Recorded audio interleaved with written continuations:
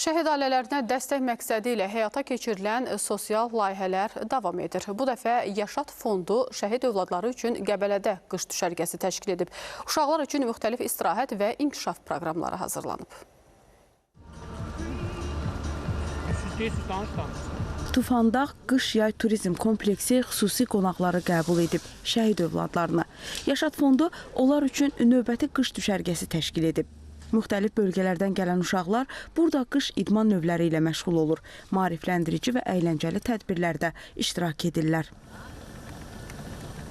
Yaşad Fondu tərəfindən keçirilən layihələrin biri də Qəbələdə Xizəng düşərgəsində burada uşaqların qış olimpiya idman növlərinə həvəs oyatmaqdır. Gördüyünüz kimi artıq 2 gündür uşaqlar 4 kilometr məsafəni xizəklə qət edirlər. Qış düşərgəsi şəhid övladlarının həm istirahəti, həm də sosial inkişafı üçün nəzərdə tutulub. Uşaqlar burada yeni dostlar qazanır və unudulmaz anlar yaşayırlar. 4 kilometr, 8 kilometr dağa qalxırıq.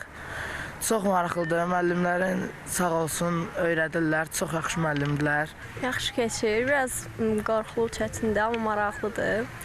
Belə çox da yaxşı sürə bilmirəm, amma çalışıram sürüm. Qış idman növlərindən birisi olan xizəyi dəniyirik, yəni öyrənirik. Burada professional müəllimlərimizin sayəsində çətin olsa da sürməyi öyrənmişik. Yaşad Fondu şəhid ailələrinin rifahını yaxşılaşdırılması, qazilərin müalicəsinin təşkili və onların sosial problemlərinin həlli üçün müxtəlif layihələr həyata keçirir. Şəhid övladları üçün təşkil olunan düşərgələr isə fondun sosial layihələri arasında xüsusi yer tutur. Yaşad Fondu ümumilikdə bugünə qədər 65-dən çox layihə icra edib ki, bu layihələrdə ümumilikdə 30 minə yaxın şəxs iştirak edib.